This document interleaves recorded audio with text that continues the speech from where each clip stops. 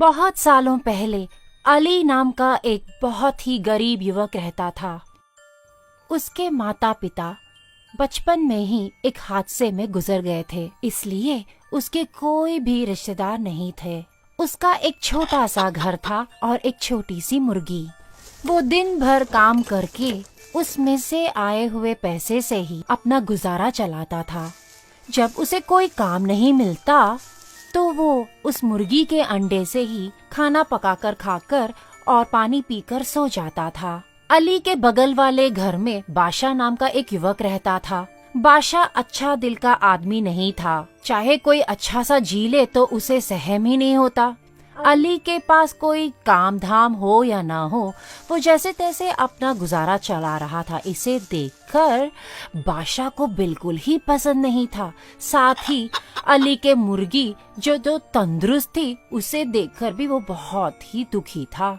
अली जब एक दिन काम पर गया था, उस वक्त बादशाह ने उस मुर्गी को चुराकर उसे पकाकर खा गया। जब अली वापस घर आकर देखा तो उसे वो मुर्गी न दिखी। तब वो बादशाह के घर के सामने उसकी मुर्गी के पंखे दिखी। तब वो बादशाह के पास जाकर, मेरे मुर्गी कहाँ है? अरे मैं क्या करूं, मेरी बिल्ली ने एक मुर्गी को पकड़ कर लाई। मैं उसे जैसे तैसे चुराने की कोशिश की, लेकिन वो मुर्गी मर गई, इसलिए मैं उसे पकाकर खा गया। अरे मुझे क्या पता वो तुम्हारी मुर्गी थी। मेरी मुर्गी को वापस दे दीजिए, नहीं तो मैं न्याय अधिकारी के पास चला जाऊंगा। ये सुनकर बादशाह बहुत ही डर गया, क्योंकि न्याय अधिकारी न्याय देने में कभी नहीं चूकते थे। वो हमेशा सही न्याय ही करते, इसलिए बादशाह को जरूर कोई सजा मिलती। इस डर से वो जैसे तैसे संभालने की कोशिश की और अली को एक बत्तख भेंट में दिया। तुम्हारी मुर्गी के बदले इस बत्तख को ले लो। अपनी प्यारी मुर्गी के बजाय इस बत्तख को लेने में अली बहुत ही दुखी हुआ। कुछ दिनों में वो छोटा सा बत्तख बड़ी होकर अंडे देने शुरू किए। उस वक्त वर्षा का ऋतु भी था। एक रात जब जोरदार बारिश हो रही थी, तब वहाँ पर एक फकीर आया। वो जाकर बादशाह के घर गया। कौन है वो? बिना मतलब के इस वक्त कोई दरवाजा खटखटा रहा है, वो भी बारिश के समय। जाओ जाओ यहाँ से। कठोरता से बोलकर बादशाह फिर से सोने लगा। फकीर जाकर अली के घर में खटखटाया। जब अली ने देखा तो फकीर बारिश में सर्दी में थपथपा रहे थे। उसे देखकर उन्हें अंदर बुलवाकर उन्हें एक कंबल दिया और खाना भी पकाकर खिलाया। रात के खाने के लिए उसने बत्तख के अंडों को लेकर पकाकर उन्हें खिलाया। बत्तख के अंडे तो बहुत ही अच्छे हैं, कहाँ है वो बत्तख?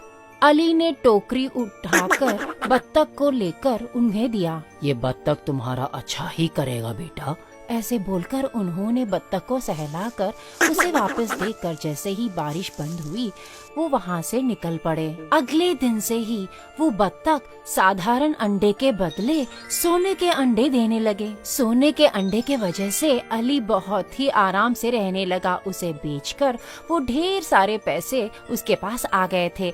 अपने धन से वो बहुत सा दान भी करता, लेकिन अली एक साधारण जीवन ही व्यतीत कर रहा था। बादशाह ने कुछ सूंघा कि दाल में कुछ काला है। क्या है बस वही उसे पता नहीं था, इसलिए उस दिन से उसने अली के घर में एक निगरानी रखा। जब अली ने टोकरी उठाकर उसमें से सोने के अंडे लिए, उसे देखकर बादशाह बहुत ही जल गया। अरे ये क्या, ये तो मेरा दिया हुआ बत्तख का सोने का अंडा है। ये सोचकर वो बहुत ही गुस्सा भी हुआ। जब उसने अली से वापस अपने बत्तख को मांगा तो अली ने आकार दिया। इसलिए बादशाह अपने दोस्तों के साथ जाकर न्याय अधिकारी के यहाँ गया। वहाँ जाकर, न्याय अधिकारी जी, मेरे बगल वाले अली को मेरे बत्तख पर एक आंख था।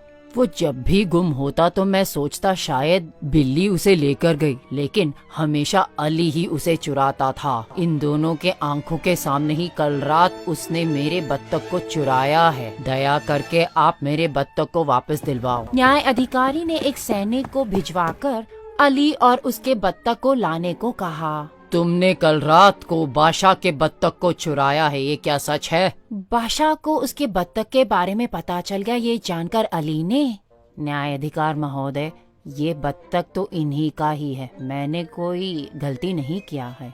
लेकिन कुछ दिन पहले जब मेरे मुर्गी को इन्होंने मारकर खाया